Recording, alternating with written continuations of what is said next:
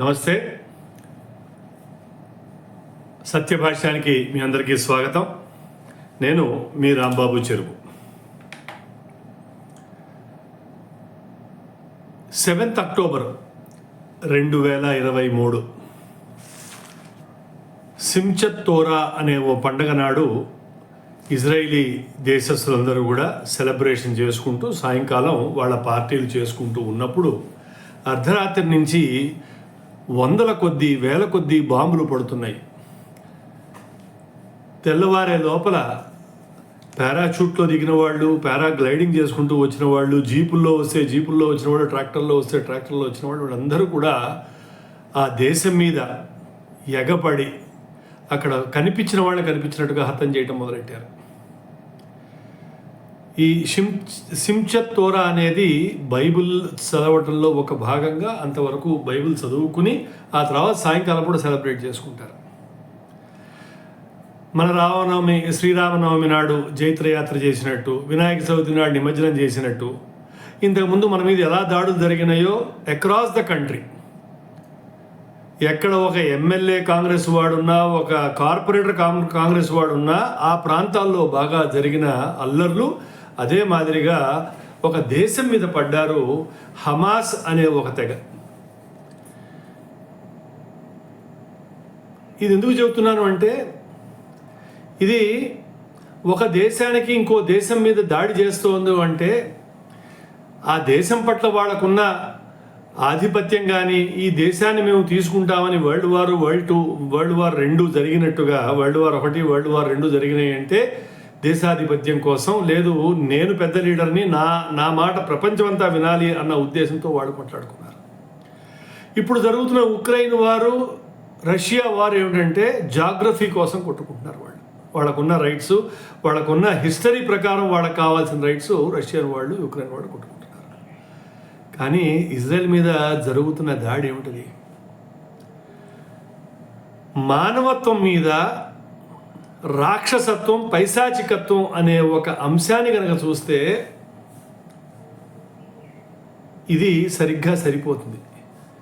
Humanity at cross roads with terrorism అనే ఒక మాట చెప్పాలి దీనిలో. ఇవన్నీ ఎందుకు మాట్లాడుతున్నావు రాంబాబు ఇప్పుడు నువ్వు అని అడగచ్చు మీరు. నిన్న అంటే జూలై 31వ తారీఖు నాడు ఒక ఎడిటోరియల్ సంపాదకీయం, why Bibi's in a bit of jam in West Asia, అంటే గోడకి వెన్ను పెట్టి గోడ దగ్గర నిల్చున్నాడు బీబీ అంటే బెంజమిన్ నెతన్యాహును అక్కడ ప్రేమగానో ఒక నిక్ నేమ్ లాగా బీబీ అని పిలుస్తారు ఆయన.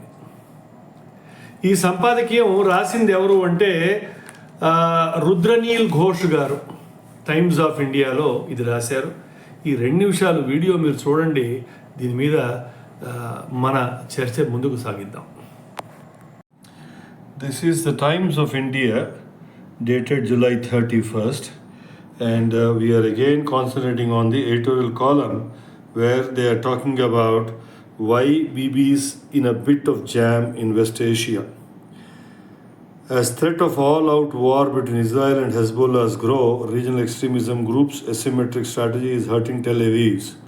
Here's an explainer on how the tables have been turned. వీళ్ళు ఏం చెబుతున్నారంటే, ఇజ్రాయెల్ మీద హెజ్బుల్లా వాళ్ళు, మిగతా ఎక్స్ట్రీమిస్ట్ గ్రూప్స్ ఏవైతే ఉన్నాయో, ఇక్కడ ఎక్స్ట్రీమిస్ట్ అంటున్నాడు తప్ప టెర్రరిస్ట్ అనే మాట వీడు వాడట్లేదు. Hezbollah attacking Israel. Why is Hezbollah వాళ్ళు ఇజ్రాయెల్ ఎందుకు అటాక్ చేస్తున్నారు? While Israeli forces undertake a ground operation in southern Lebanon, లెబనాన్లోకి వెళ్ళి ఆ హెజ్బుల్లా వాళ్ళ మీద ఏమైనా దాడి చేస్తారా? అలాగే మూడో ప్రశ్న ఏమిటంటే, can't Israel take out the militias in one go? ఈ టెర్రరిస్ట్ అందరూ ఒక దగ్గరికి ఒకసారిగా బయటికి తెస్తారా లేదా? ఈ ప్రశ్నల మీద వీళ్ళు సమాధానం అడుగుతున్నారు. అండ్ ఈ టెర్రరిస్ట్ గ్రూప్ అటాకుల వల్ల వీళ్ళ మీద ఇజ్రాయెల్ మీద ఏం ఇంపాక్ట్ పడబోతోంది, ఈ టెర్రరిస్ట్ యొక్క స్ట్రాటజీ ఏమిటని. వీడు ఎక్కడ టెర్రరిస్ట్ అనే మాట మాట్లాడేది మిలీషియా అంటున్నాడు అంతే.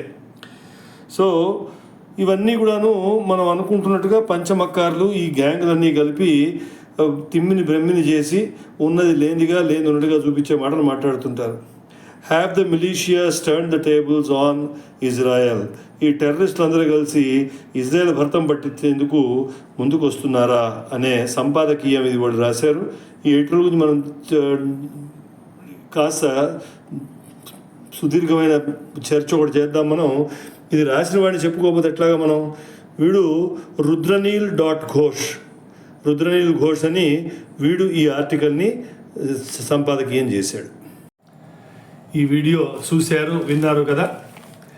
ఈ 5 ప్రశ్నలు వాడు అడగడంలో ఉద్దేశం ఏంటంటే, హెజ్బుల్లా ఎందుకు అటాక్ చేస్తోంది?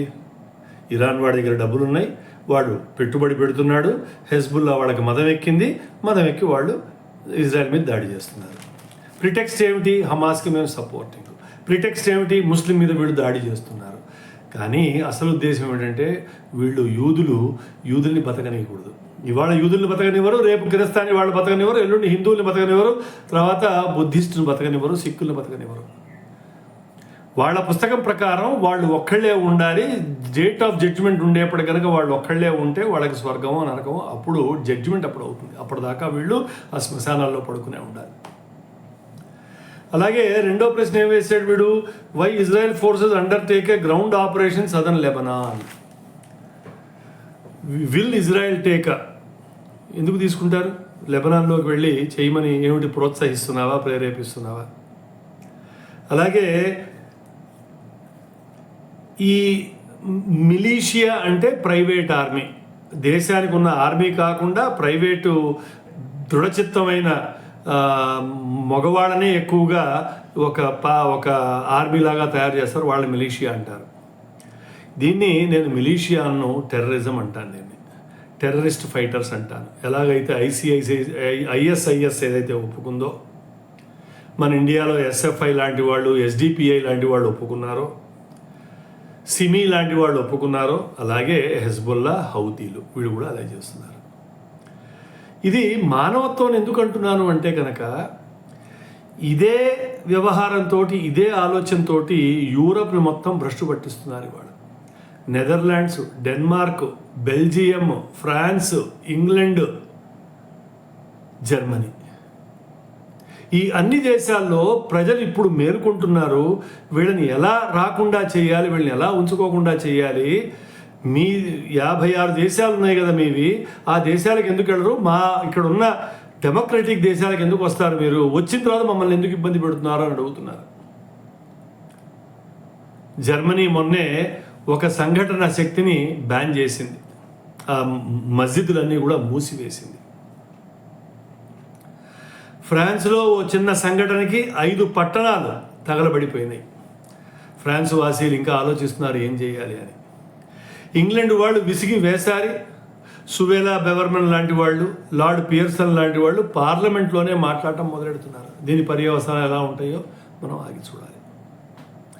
అమెరికాలో ప్రతి యూనివర్సిటీలోనూ ప్యాలెస్టైన్కి మద్దతుగా, ఇజ్రాయెల్కి అగెన్స్ట్గా కూడా వీళ్ళు ఒక టూల్ కిట్ వ్యవహారం ప్రకారం ఇది చేసుకొచ్చారు.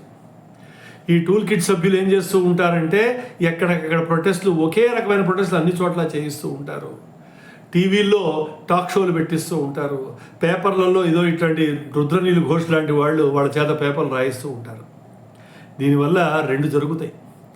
ఇజ్రాయిలీలోనే చిచ్చు పెట్టి వాళ్ళకి విభేదాలు పెట్టి గవర్నమెంట్కి ఎగెన్స్ట్గా తిరగబడేట్టు. ఇప్పుడు ఎలాగైతే మన దగ్గర రాహుల్ గాంధీ, మిగతా ఇండి టీం అందరూ కలిసి దేశాన్ని భ్రష్టు పట్టించే ప్రయత్నం చేస్తున్నారో, అటువంటి ప్రయత్నమే ఇజ్రాయిల్లో కూడా చేయించే ప్రయత్నం చేస్తున్నారు. మిత్రులారా, ఇది ఇజ్రాయెల్లో జరిగింది కదా రాంబాబు, మనకేమిటని మనం అనుకోవచ్చు, భారతదేశం కదా మనకేమవుతుందని అనుకోవచ్చు. గుర్తుపెట్టుకోండి, ఒక పక్కన పాకిస్తాన్ ఉన్నది, ఒక పక్కన బంగ్లాదేశ్ ఉన్నది. అవి 2 అయితే దేశాలుగా మనం పరిగణిస్తాం. మన చుట్టూ ఉన్న స్లీపర్ సెల్స్ ఏం పరిగణిస్తారు మీరు? మన చుట్టూ ఉంటూ మన బిడ్డల్ని ఎత్తుకుపోయి, మన కూతురుని ఎత్తుకుపోయి రేపు చేసేవాళ్ళు మనం ఏం చేస్తున్నాం? మన అప్రమత్తత ఎక్కడుంది? మన ప్రిపేర్డ్నెస్, సావధాన చిత్తంతో దీన్ని ఎదుర్కోగలిగిన శక్తి మీలో ఎవరికన్నా ఉందా? కొన్ని మనం చెయ్యలేం, కొన్ని ప్రభుత్వాలు చేయాల్సిందే. కాబట్టి నా విన్నపం మీ అందరికీ ఏమిటంటే కనుక, మీ ఎమ్మెల్యేలతోటి, మీ ఎంపీలతోటి, మీ కార్పొరేటర్లతోటి మాట్లాడి దీనికి పరిష్కార మార్గం ఏమిటి అని ఆలోచించడం. రెండవది, వాళ్ళ ద్వారా గవర్నమెంట్ ప్రేరేపించి G20 దేశాలన్నీ కూడా మానవత్వానికి మద్దతుగా నిల్చోమని చెప్పటం. ఇజ్రాయిల్ వాళ్ళ యుద్ధం చేయట్లేదు, వాళ్ళ కోసం వాళ్ళు యుద్ధం చేయట్లేదు, మానవత్వాన్ని రక్షించేందుకు వాళ్ళు యుద్ధం చేస్తున్నారు. దాంతోపాటు మనం నిల్చునే బాధ్యత, కర్తవ్యము మనందరి మీద ఉన్నది. మానవత్వాన్ని ఎవరైతే ప్రేమిస్తామో, మానవత్వాన్ని ఎవరైతే ముందుకు పట్టుకెళ్దాం అనుకున్నామో, మనందరం కూడా మద్దతుగా నిల్చోవలసిన బాధ్యత, కర్తవ్యాలు మన మీద ఉన్నాయి.